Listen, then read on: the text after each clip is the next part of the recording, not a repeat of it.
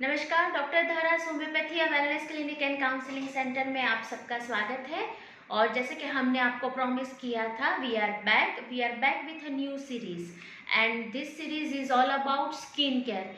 अक्टूबर 1 से लेकर अक्टूबर 7 तक रोज हम एक छोटे टॉपिक ऊपर डिस्कशन करेंगे और उसमें आपको बताना चाहेंगे कि दरअसल क्या है, उसकी हकीकत क्या होता है, आप उसको प्रिवेंट करने के लिए क्या कर सकते हैं और सबसे अहम बात, सबसे ज़रूरी बात कि क्यों आपको उस तकलीफ के लिए होम्योपैथी चूज करना चाहिए और होम्योपैथी सच में सही तरीके में आपको उसमें क्या मदद कर सकती है। तो आइए शुरू करते हैं। आज का जो टॉपिक है day 1, it starts with pimples. अब जब हम पिंपल्स की बात करते हैं तो एक चीज़ मैं बताना चाहूँगी, हज़ारों करोड़ रुपयों की इकोनॉमी जो है, वर्ल्ड मार्केट की इकोनॉमी जो है, वो सिर्फ और सिर्फ skin care and cosmetic industries के इर्द गिर्द घूमती है।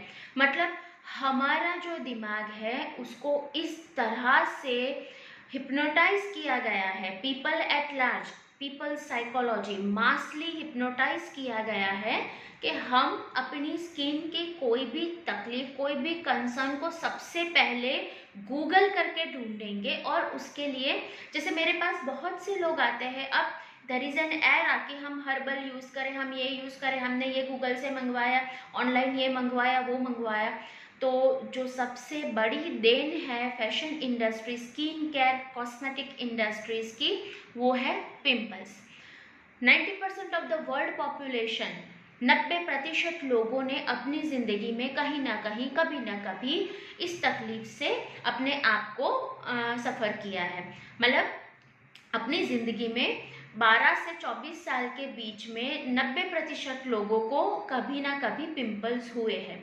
तो फिर इतना डर, इतना कॉन्शियसनेस का माहौल पब्लिक के अंदर क्रिएट किया गया है और दैट इज़ अ साइकोलॉजी।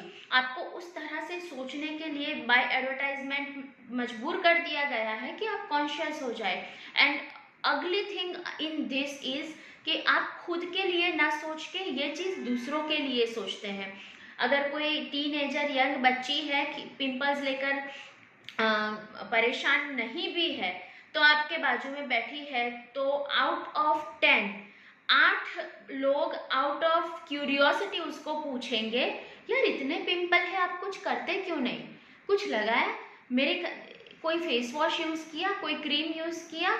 मतलब कि पीपल आर सो कॉन्शियस। तो यही चीज़ है। तो सबसे पहले जो निकालना है वो ये थॉट और ये स्टिग्मा है कि बच्चों को उनकी टीन एज की वजह से होने वाली एक अवस्था है, इस अवस्था को आप बीमारी में कन्वर्ट ना करें। ये बीमारी नहीं है, हालांकि इसको ट्रीट करना उतना ही ज़रूरी है, लेकिन उसको बीमारी के हिसाब से बच्चों के दिमाग में एक ग्रंथि उसको डेवलप मत।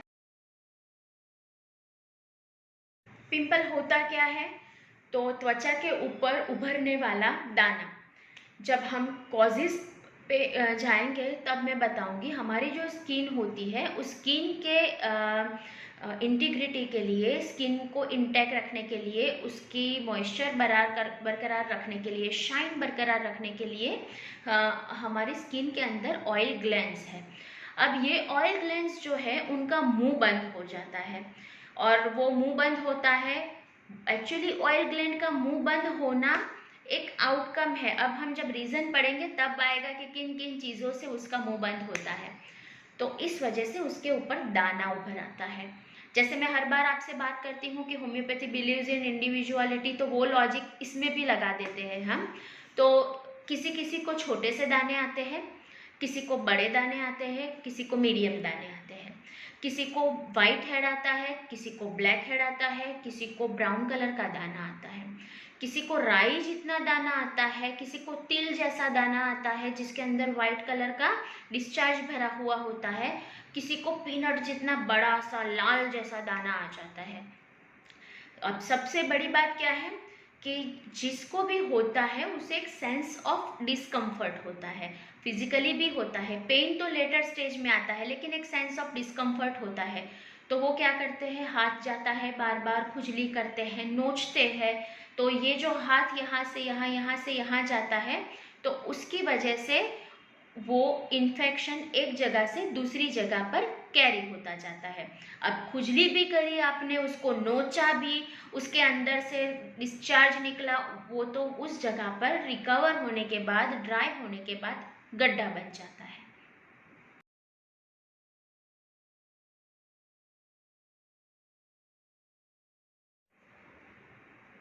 तो इतना सारा झमेला, ये दाना दाना दाना, ये ऑयल ग्लैंड का मुंह भैया बंद ही क्यों होता है?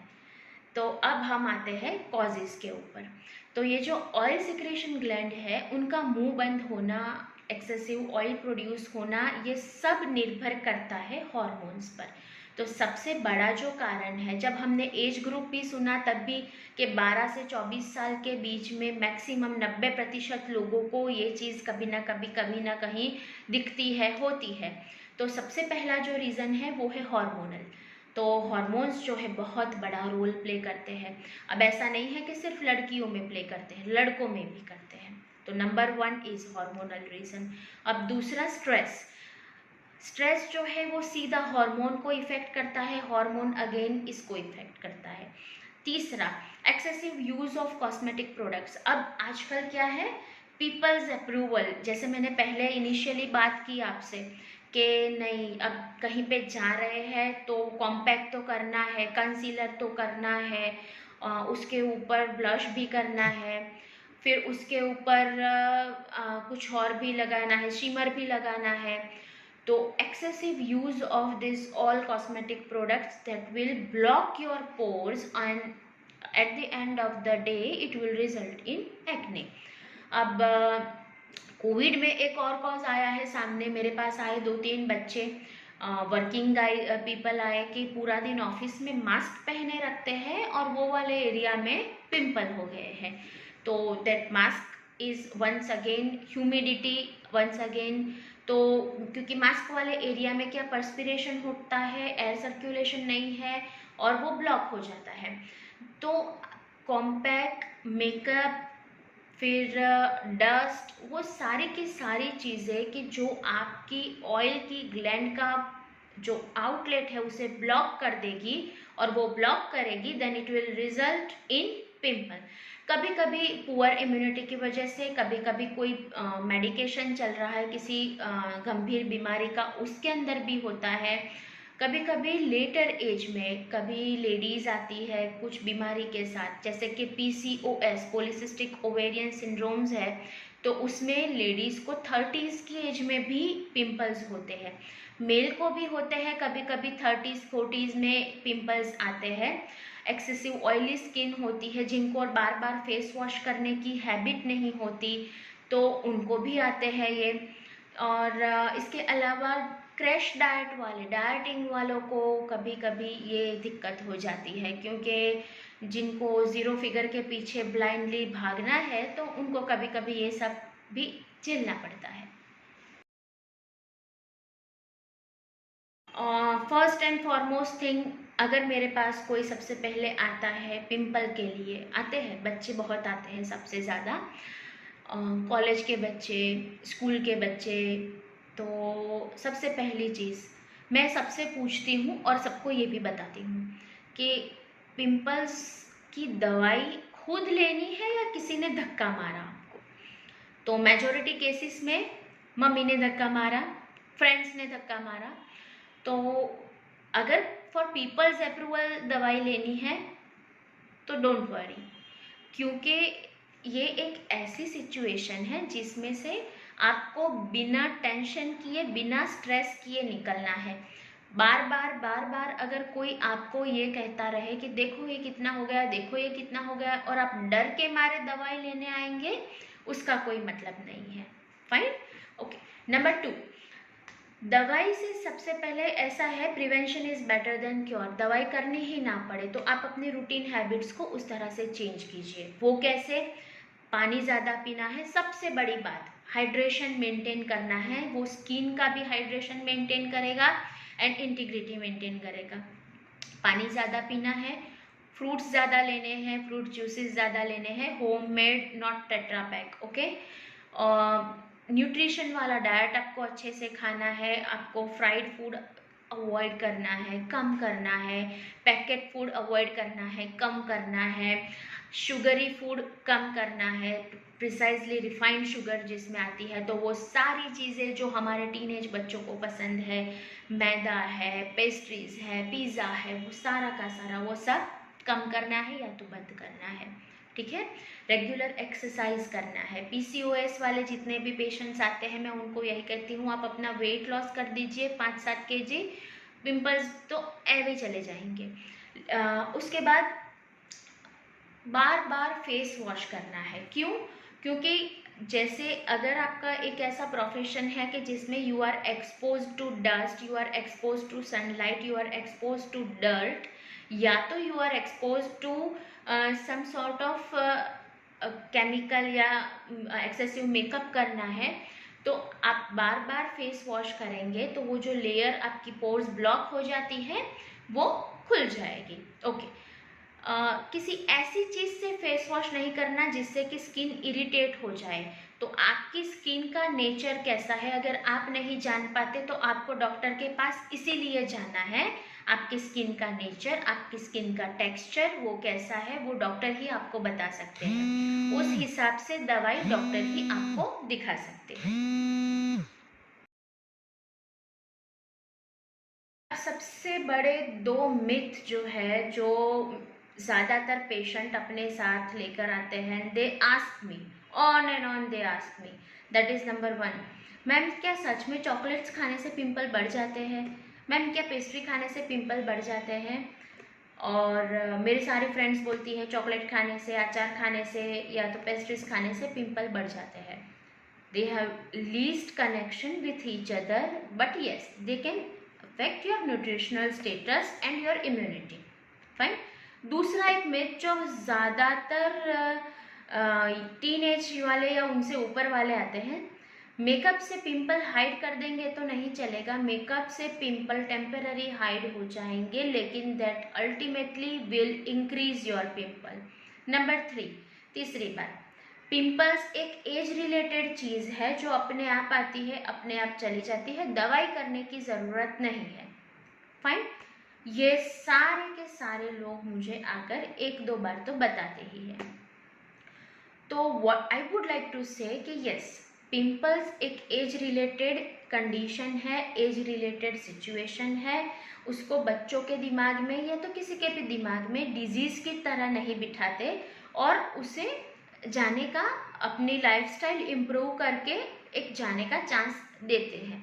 लेकिन अगर आपने उन पिंपल को प्रोलॉन्ग ड्यूरेशन के लिए रखा, वो पिंपल बढ़ते ही गए एंड आपने 13 साल की उम्र से लेके 30 साल तक वेट किया, या तो आपने 13 साल की उम्र से लेके 25 साल तक वेट किया कि अपने आप चले जाएंगे, देन दे वांट गो, फिर वो गड्ढे, वो दाग, वो पिंपल और सब वो मिल मिला के, क्योंकि 10 साल तक आपने कुछ नहीं किया तो वो सब मिल मिला के फिर एक ऐसी सिचुएशन बना देंगे कि तब जाके आपको कॉम्प्लेक्स हो जाएगा कि मेरी स्किन की तो हालत हो गई है।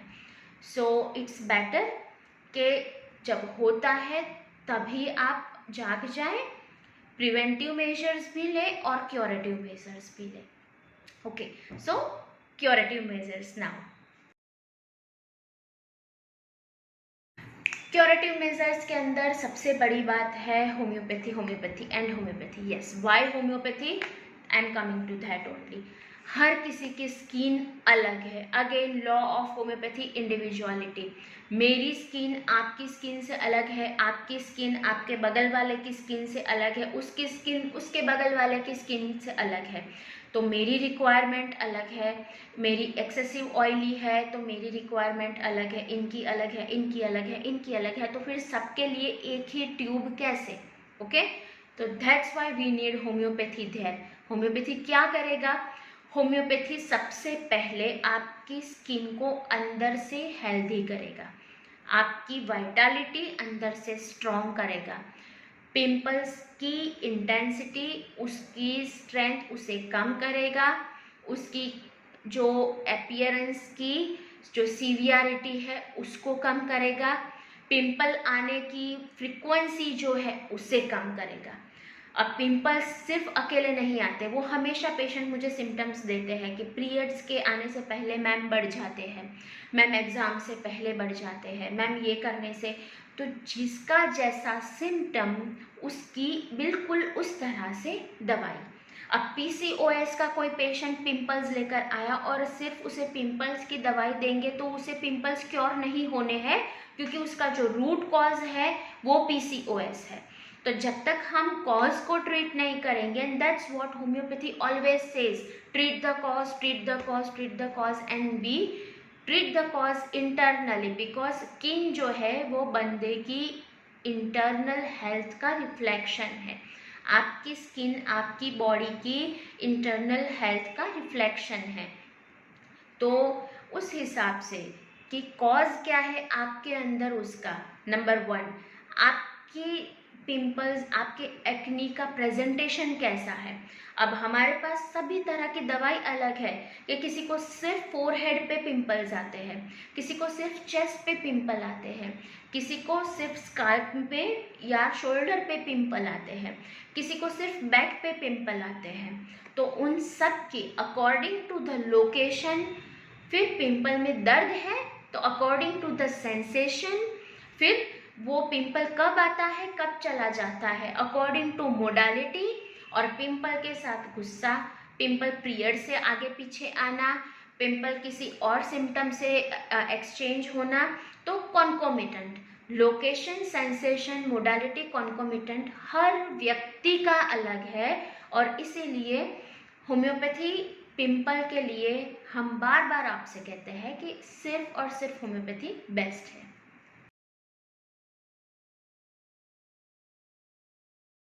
So that's all for today. We'll be back tomorrow with one more topic on skin, one more burning issue among the population. मतलब यहाँ घूमे यहाँ घूमे यहाँ घूमे यहाँ घूमे, लेकिन प्रॉब्लम जहाँ की तहाँ है। तो yes, homeopathy is there. आइए और just get yourself treated.